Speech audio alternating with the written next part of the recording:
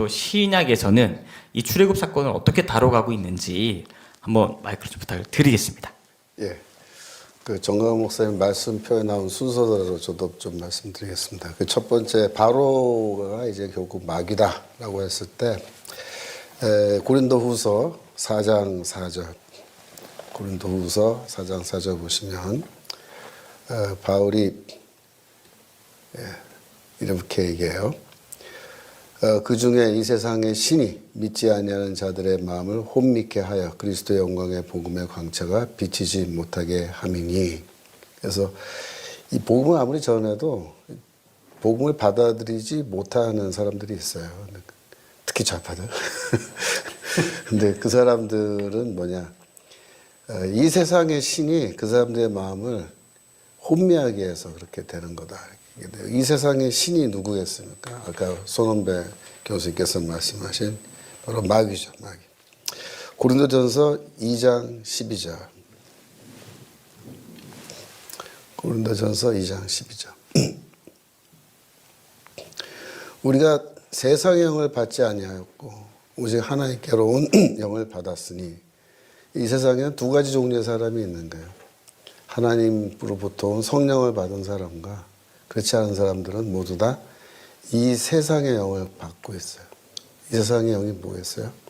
사탄의 영이죠. 사탄의 영. 마귀의 영. 마귀입니다. 그래서 이런 바로가 지배하는 그 이집트를 오늘날로 보면은 뭐 어떤 눈에 보이는 인간이 아니고 눈에 보이지 않는 영적인 악의 세력, 그 중에서도 사탄 마귀 이런 것들이 이 세상 사람들의 마음을 혼미하게 해가지고 콱 틀어지고 그리고 지배하고 있는 거예요. 에베소서 2장 2절은 뭐 공중의 권세 잡은 자 이미 말씀하셨으니까 고린도후서 6장 15절. 고린도후서 6장 15절. 그리스도와 벨리알이 어찌 조화되며 믿는 자와 믿지 않는 자가 어찌 상관하며. 벨리알이라는 것이 이제 그 당시 유대교 안에서는 이 마귀의 악한 영을 부르는 그 일종의 별명이라고 볼 수 있어요. 그래서 성경은 이제 이와 같이 바울서신에서 지금 우리가 살고 있는 이 세상은 바로 이집트와 같이 어떤 사람은 정말 이 바로의 앞자에 사는 것처럼 이 사탄의 지배하에 살고 있다는 거죠. 두 번째로 종인데요. 노예. 갈라디아서 4장 1절. 내가 또 말하노니 유업을 이을 자가 모든 것의 주인이나 어렸을 동안에는 종과 다름이 없어서. 그러니까 어렸을 동안에는 이란 말은 아직 믿음이 생기기 전까지는 그런 뜻이야. 믿음이 생기기 전까지는 노예와 다름이 없다. 그 아래 3절 내려가시면 이와 같이 우리도 어렸을 때, 즉 복음을 믿기 전에는 이 세상의 초등학문 아래에 있어서 종노릇했다. 초등학문이 뭐냐면 여러 가지 가능성이 있지만 저는 악한 영들, spiritual being이라 그러죠. 그래서 악한 영들 아래에서 우리가 종노릇한다. 노예로 살아가고 있다. 바울이 그렇게 얘기합니다. 좀 더 내려가서 9절로 내려가시면 다시 한번 나오는데 이제는 너희가 하나님을 알 뿐더러 하나님을 아신 바 되었거늘 어찌하여 다시 약하고 천한 초등학문으로 돌아가서 다시 저에게 종노릇하려느냐. 근데 약하고 이건 뭐냐면 능력이 없다는 거예요. 아까 이 가짜신들, 이집트의 가짜신들에 대한 그 폭로, 하나님이 10가지 재앙으로 보여주셨는데 이 악한 영들은 능력이 없고 하나님은 능력이 있죠. 천하다라는 말은 가난하다라는 형용사예요, 원래는. 그래서 그것들은 가진 것도 없어요. 하나님은 어마어마하게 많은 걸 갖고 계시고 이 세상 만물이 다 하나님의 것이어서 그걸 다 우리에게 주실 수 있지만 악한 영들은 우리에게 줄 수 있는 것도 없고 해줄 수 있는 능력도 없는데 그거 좋다고 쫓아가서 그 밑에서 노예 노릇하면서 살아간다는 거죠. 이 세상에 지금 그런 현상이 있잖아요. 로마서 6장 6절. 로마서 6장 6절. 우리가 알거니와 우리 옛사람이 예수와 함께 십자가에 못 박힌 것은 죄의 몸이 멸하여 다시는 우리가 죄에게 종로로 타지 아니하리니. 여기서 죄에게 종로로 탄다. 죄에 대하여 우리가 노예가 되어서 섬긴다. 그런 뜻입니다. 로마서 7장 25절. 로마서 7장 25절. 여기에서 똑같은 동사가 사용돼요. 둘류오라는 동사인데 노예가 되어서 섬긴다라는 거예요. 그런즉 내 자신이 마음으로는 하나님의 법을, 육신으로는 죄의 법을, 죄의 어떤 지배죠. 이거는 죄의 법을 섬긴다. 노예가 되어서 섬긴다. 그렇게 얘기합니다. 디도서 3장 3절. 디도서 3장 3절.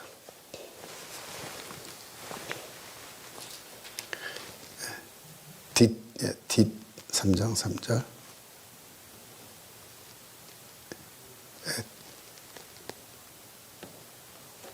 뒷 3장 3절. 디도는 뒷이라고 치면 되죠. 찾았네요. 3장 3절. 우리도 전에는 어리석은 자여 순종치 아니한 자여 속은 자여 각색 정욕과 행락의 종로로 탄 자. 그렇습니다. 우리의 욕망과 또 행락, 쾌락을 쫓는 그런 쾌락주의에 빠져서 노예로서 살아가고 있다. 그런 거죠. 마태복음 6장 24절. 한 사람이 두 주인을 섬기지 못할 것이니, 섬기다란 말이 노예로서 섬긴다는 뜻이에요.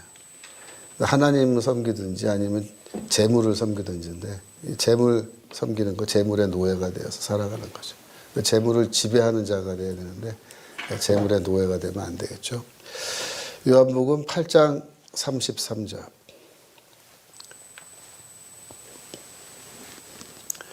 저희가 대답하되 우리가 아브라함의 자손이라 남의 종이 된 적이 없거늘 어찌하여 우리가 자유케 되리라 하느냐.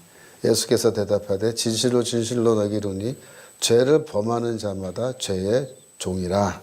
이렇게 말씀하십니다. 우리가 자유인이다라고 떠드는데 자유롭지 않다는 거예요. 이게 다 바로와 같은 그런 사탄의 지배 아래서 우리가 노예 노릇하면서 살아간다. 그런 말이죠. 기업이 없다라는 건데요. 창세기 5장 24절에 보시면 50장 24절. 창세기 50장 24절. 거기에 이제 뭐 창세기의 땅에 대한 약속은 많이 나왔지만 이제 창세기 50장 24절 제일 마지막에 나오는 구절인데 요셉이 그 형제에게 이르되 나는 죽으나 하나님이 너희를 공고하시고 너희를 이 땅에서 인도하여 내사 아브라함과 이삭과 야곱에게 맹세하신 땅에 이르게 하리라. 맹세하신 땅이 뭐냐면 그 땅을 주겠다고 하나님께서 맹세하셨다. 그런 뜻입니다. 그래서 돌아가라 말이야. 그럼 그 땅을 하나님이 주실 것이다. 그렇게 얘기하는 거죠. 그런데 이제 이사야서 49장 8절 가면요. 이사야서 49장 8절. 여호와께서 가라사대 은혜의 때에 내가 내게 응답했고 그건 날에 내가 너를 도왔다. 그러면서 나라를 일으켜 그들로 황무하였던 땅을 기업으로 상속케 하리라. 그래서 이 포로로 잡혀갔던 사람들이 이제 가나안 땅으로 돌아와서 황무한 땅을 다시 상속할 수 있게끔 기업으로 받게 된다. 상속물로 받게 된다. 그렇게 얘기하시는 거예요. 57장 13절. 이사야서 57장 13절. 여기 보시면 나를 의뢰하는 자는 땅을 차지하겠고 나의 거룩한 산을 기업으로 얻으리라. 그래서 아브라함 때부터 약속하신 그 땅에 대한 약속, 맹세가 지금 계속되는 걸로 나와요. 60장 20절, 21절, 60장 21절. 내 백성이 다 의롭게 되어 영원히 땅을 차지하리니. 그래서 영원히 땅을 이제 갖게 된다. 이렇게 하는데 여기서부터 약간 좀 느낌이 좀 달라지죠. 그래서 65장 17절로 가면요. 이사야서 65장 17절. 여기에서 이제 놀라운 반전이 일어나는 거예요. 보라 내가 새 하늘과 새 땅을 창조한다. 그러니까 지금까지는 땅을 너희가 땅을 소유하게 하겠다. 기업으로 상속물로 받게 하겠다. 그렇게 했는데 여기 와서는요. 이사야서 뒷부분에서 새 땅을 창조하겠다. 더구나 새 하늘까지 나와요. 그래서 이 대목에서 뭘 말한 거냐면 사실상 아브라함에게 또 그의 후손들에게 약속한 그 땅을 주시겠다는 약속은 토지를 주겠다는 그런 정도의 뜻이 아니고 새하늘과 새 땅을 너희에게 주겠다. 즉 하나님의 나라를 너희에게 주겠다라는 뜻으로 이게 바뀌어버려요. 그래서 여러분들이 이해하셔야 될 거는 신약 성경에 와서 뭐 예수께서 산상수훈에서 뭐 마음이 온유한 자는 땅을 기업으로 받으리니 복되다. 그렇게 말씀하실 때, 그 예수의 말씀에 와서 이제 그 하나님의 나라로 땅이 아니고 토지가 아니고 하나님의 나라로 의미가 바뀐 걸로 이렇게 하는데, 생각하는데 사실은 그게 아니고 구약 성경에서 이미 토지가 아니고 영원한 하나님의 나라를 내가 상속물로 아브라함의 후손에게 주는 거다라고 이렇게 말씀을 하고 계시는 거예요. 물론 이사야서 66장 22절에 새하늘과 새 땅 다 나오니까 그거는 제가 생략하겠습니다. 그 다음에 야고보서 2장 5절. 야고보서 2장 5절. 여기 보시면 야고보서 2장 5절. 예. 또 자기를 사랑하시는 자들에게 약속하신 나라를 유업으로 받게 아니하셨느냐. 그렇죠. 여기서 이제 땅이 아니고 나라가 되어버려요. 약속하신 나라. 약속하신 땅이 아니고 하나님의 나라죠. 디도서 3장 7절. 디도서 3장 7절. 우리로 저의 은혜를 힘입어 이롭다 하심을 얻어 영생의 소망을 따라 후사가 되려 하리라. 상속자가 되려 하십니다. 상속자는 뭘 상속받겠어요? 여기서 영생을 상속받는 거예요. 영생을. 예. 로마서 에베소서 3장 6절 있지만 생략하겠습니다. 로마서 8장 17절. 로마서 8장 17절. 자녀이면 또한 후사 곧 하나님의 후사여 상속자란 말이죠. 그리스도와 함께한 상속자니 우리가 그와 함께 영광을 받기 위하여 고난도 함께 받아야 될 것이다. 그 뭘 상속받는 거예요? 여기서는 영광을 상속받는 거예요. 영광. 영광은 뭐겠어요? 영광이 하나님의 나라죠. 로마서 4장 13절에도 나오는 거지만은 생략하겠습니다.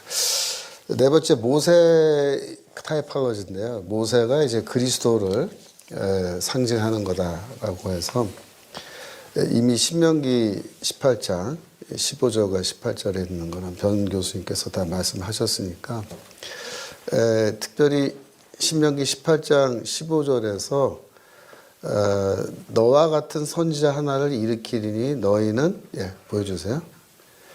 너희는 그를 들을지니라 그랬습니다. 근데 그의 말을 들을지니라 그런 뜻이죠. 그의 말을 들을지니라. 요 말씀이 마가복음 9장 7절. 마가복음 9장 7절. 이 변화산 사건인데요. 여기서 뭐라고 말씀하시면 이는 내 사랑하는 아들이니 너희는 저의 말을 들으라 하는지라. 이게 무슨 말이에요? 저의 말을 들으라. 이게 신명기 18장 15절에서 약속된 모세와 같은 선지자의 말을 들으라 그랬는데 예수가 바로 누구냐? 모세와 같은 선지자라는 거예요. 그래서 이게 모세와 같은 선지자라는 그 카테고리가 이게 사실은 초대교회에서 메시아를 나타내는 그러니까 범주로 그렇게 이해했을 가능성이 매우 큽니다. 아까 변 교수님께서 사도행전 3장 24절, 26절, 그 다음에 사도행전 7장 37절, 38절, 그건 다 말씀하셨으니까 그건 패스할게요. 어디로 가냐면 요한복음 1장 19절로 갑니다. 요한복음 1장 19절. 유대인들이 세례요한을 찾아와서 예루살렘에서 대사장들과 레위인들을 요한에게 보내요. 내가 누구냐라고 물었어요. 그랬더니 20절에 보시면 요한이 뭐라 하냐면 나는 그리스도가 아니다라고 대답했어요. 그러니까 너는 누구냐라고 말했을 때 너 메시아냐? 라고 물은 거예요. 그러니까 난 메시아 아니야. 이렇게 대답했습니다. 근데 21절에 또 묻대. 그러면 무엇? 내가 엘리야냐? 가로되 나는 아니라. 그러니까 엘리야는 말라기에 엘리야가 이제 말세에 다시 돌아온다고 되어 있거든요. 그래서 네가 그 엘리야냐? 했더니 그 아니라고 말하고 또 묻대. 내가 그 선지자냐? 이렇게 물었어요. 그 선지자. 그 선지자가 누구겠어요? 신명기 18장 15절 18절에 나오는 모세와 같은 선지자 말하는 거야. 네가 그럼 모세와 같은 선지자냐? 물었더니 세례요한은 그때도 아니라고 그렇게 이야기를 했다는 거죠. 요한복음 6장 14절. 요한복음 6장 14절. 사람들이 예수의 행하신 그 이 표적을 보고 말하되 이는 참으로 세상에 오실 그 선지자라 하더라. 그 선지자가 누구겠어요? 바로 모세와 같은 선지자죠. 그러니까 사람들이 그 당시에 예수를 모세와 같은 선지자, 즉 신명기의 약속이 예수를 통해서 실현됐다. 그렇게 생각했다는 겁니다. 요한복음 7장 40절.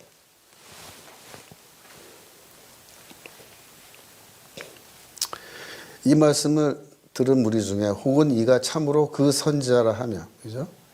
혹은 그리스도라 하며, 어떤 이들은 그리스도가 어찌 갈릴리에서 나오겠느냐 했다는 거예요. 그러니까 그리스도냐 아니면 그 선지자냐 할 때 그게 비슷한 말이에요. 그 선지자란 말하고 그리스도란 말, 메시아란 말이. 그래서 이거는 모세 타이폴로지 정도가 아니고 실제로 신약 성경에서 우리가 이렇게 읽어보면은 예수를 명확하게 모세와 같은 선지자로 이렇게 비유하는 그런 부분이 확실히 있다라는 것을 우리가 알 수가 있습니다. 그 다음에 10가지 재앙을 통해서 이제 사탄과의 분리를 얘기하는 건데, 고린도 전서 5장 6절, 고린도 전서 5장 6절 보면은 이 고린도 교회 안에 그 음행을 하는 성도가 있었어요. 그래서 그 성도를 너희 가운데서 내어 쫓으라고 이렇게 2절에서 말하죠. 그리고 하는 말씀이 이거예요. 이런 5절부터 봅시다. 이런 자를 사단에게 내어 주었다. 이렇게 말합니다. 내보내라 말이에요. 육신은 멸하고 영이라도 예수의 날에 구원 얻게 해야 된다. 쫓아내야 구원의 가능성이 열린다. 그런 말이죠. 그러면서 6절 너희의 자랑하는 것이 옳지 않다. 적은 누룩이 온 덩어리에 퍼지는 것을 알지 못하느냐. 사단과의 분리. 그죠? 이거 뭐냐면 이 악행과의 분리란 말이죠. 너희는 누룩 없는 자인데 새 덩어리가 되기 위하여 묵은 누룩을 내어 버리라. 이렇게 말이죠. 출애굽기다 나오고 그러죠. 그래서 또 고린도 후서 6장 14절 고린도후서 6장 14절 보시면 너희는 믿지 않는 자와 멍에를 같이 하지 말라. 의와 불법이 어찌 함께하며 빛과 어둠이 어찌 사귀며 그리스도와 벨리알이 어찌 조화되며. 그래서 이거는 사단 또 죄와의 결별 분리를 말하는 말씀이죠. 6월절 어린 양 6번째 항목인데요. 베드로전서 1장 2절. 베드로전서 1장 2절. 보시면 예전에 소름배 목사님이 말씀하셨던 걸로 기억하는데 여기에 예수 그리스도의 피뿌림이란 말이 나오잖아요. 피뿌림을 얻기 위하여 택하심을 입은 자들. 예수 그리스도의 피뿌림이 뭐냐? 이게 바로 6월절 어린 양의 피를 가리키는 거다. 그래서 출애굽기 12장 22절. 출애굽기 12장 22절. 그래서 어린 양을 잡아가지고 그 피를 우슬초 묶음을 취하여 그릇에 담은 피에 적셔 그 피를 문인방 좌우설주에 뿌리고, 그죠? 뿌린다는 말이 나왔죠. 그래서 피뿌림, 그리스도의 피뿌림이 여기 출애굽기 12장 22절과 연결되는 거죠. 또 베드로전서 1장 19절 보시면 베드로전서 1장 19절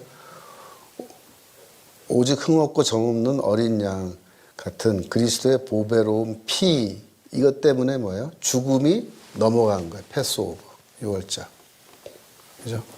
그래서 예수 그리스도의 보배로운 피 어린 양 이게 전부 다 6월절을 가리키는 거죠. 비슷한 말씀이 로마서 3장 25절에 나오고 로마서 3장 25절 이 예수를 하나님의 그의 피로 인하여 믿음으로 말미암아 한목제물로 세우셨으니 그의 피 때문에 예수를 제물로 세우셨다. 그러니까 하나님께 바쳐진 제물이잖아요. 그의 피가 강조된 겁니다. 6월절 어린 양의 피. 또 로마서 5장 9절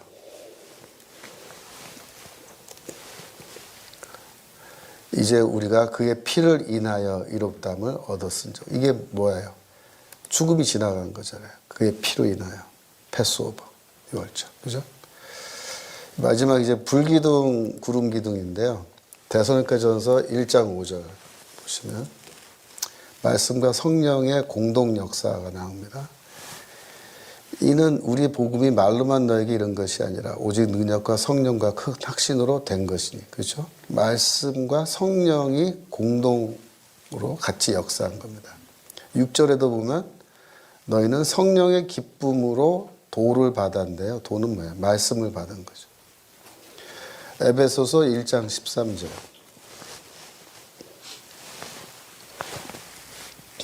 너희가 그 안에서 너희도 진리의 말씀 곧 너희의 구원의 복음을 듣고 그 안에서 또한 믿어 약속의 성령으로 인치심을 받았다. 그래서 말씀과 성령을 받은 것이 함께 나오잖아요. 구름기둥과 불기둥.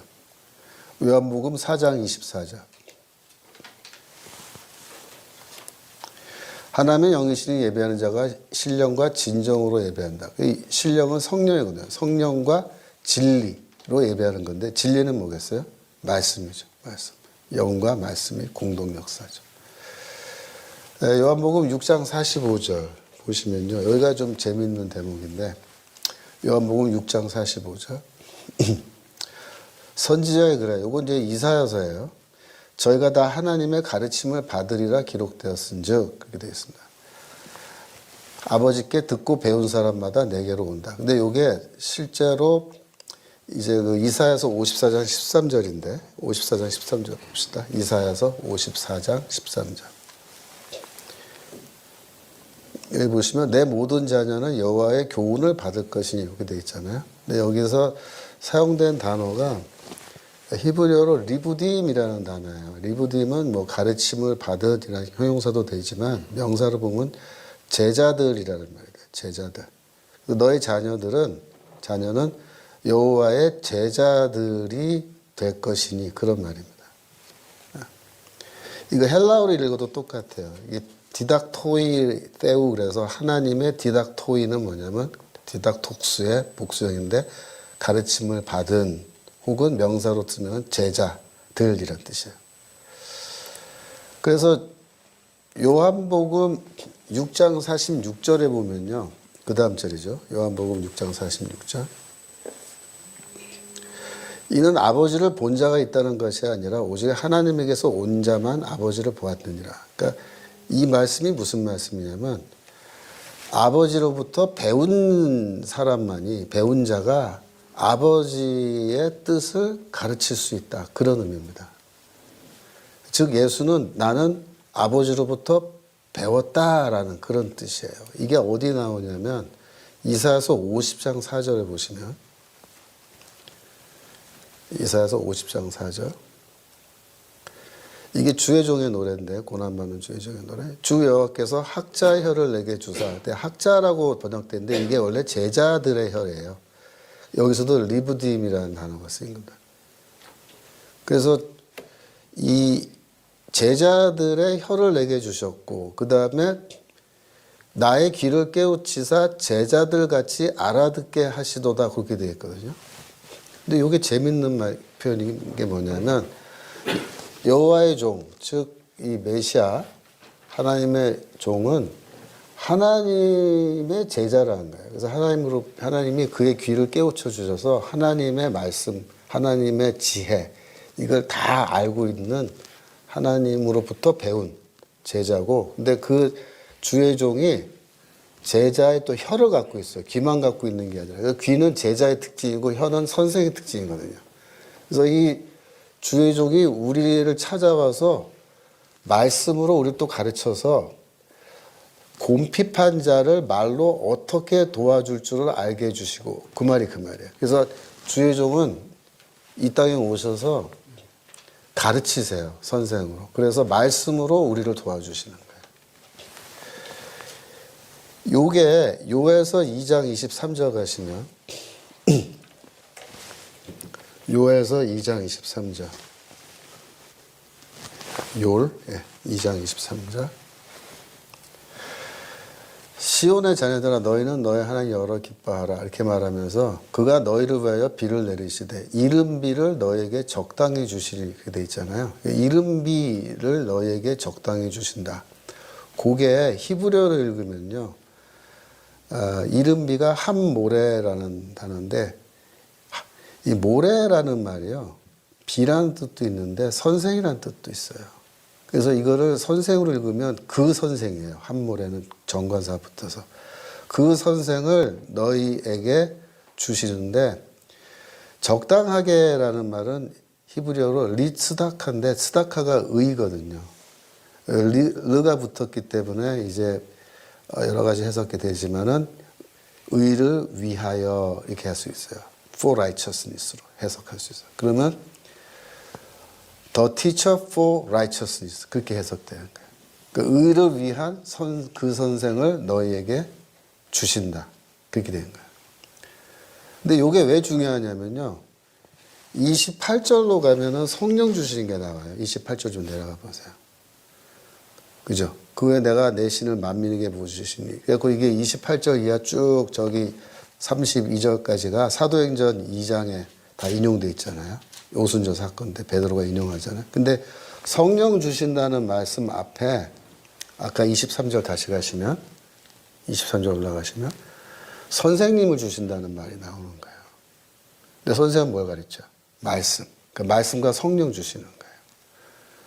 근데 요게 왜 또 재미있냐면 제가 요 구절을 헬라어로 된 70년 성경으로 읽어보니까 어떻게 되어 있냐면 그가 너희를 위하여 비를 내리시되 그 부분을 헬라어로 하나님이 너희에게 브로마를 주신다 그렇게 되어 있어요. 브로마가 뭐냐면요. 양식이에요. 양식. 양식이 뭐예요? 떡이잖아요. 그래서 하나님이 너희에게 떡을 주신다. 근데 누굴 통해 주시냐면 그 선생을 통해서 떡을 주시는 거예요. 선생은 뭘 주냐면 떡을 준다. 이게 되는 거예요. 요한복음 6장 48절. 요한복음 6장 48절. 여기 위에 잠깐 올라가 보세요. 아까 45절. 선지자의 글에 아까 나왔잖아요. 다 하나님의 제자가 된다고. 그죠? 이사야서 54장 말씀 인용인데 그 밑에 이제 내려가면 그거 어떻게 되냐면은 내가 곧 생명의 떡이라 그렇게 말씀하시는 거예요.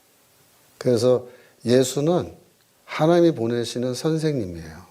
종말의 교사. 그러니까 메시아는 선생으로 와요.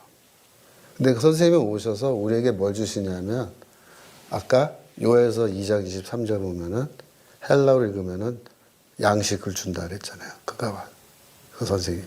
그래서 예수가 자기 자신이 내가 생명의 떡이라고 주장하시는 거예요. 그게 무슨 말이냐면은 내가 그리스도인데 메시아인데 선생으로서 와서 너희에게 생명의 떡을 준다는 거예요. 그 생명의 떡이 뭐예요? 말씀이잖아요. 그러니까 선생이 오셔서 말씀을 가르치시는데 그 말씀이 뭐냐?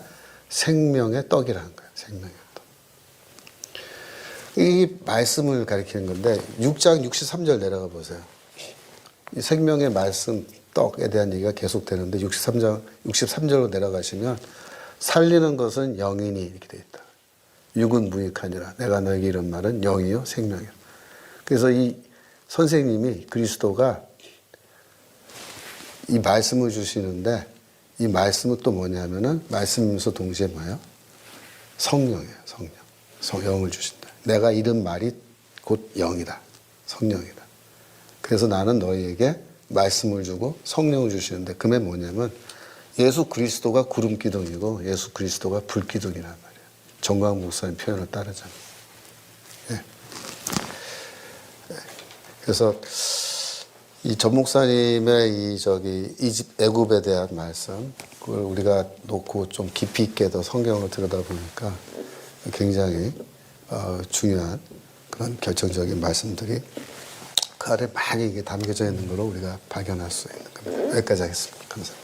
네, 감사합니다. 또 김철은 교수님께서 이제 구약에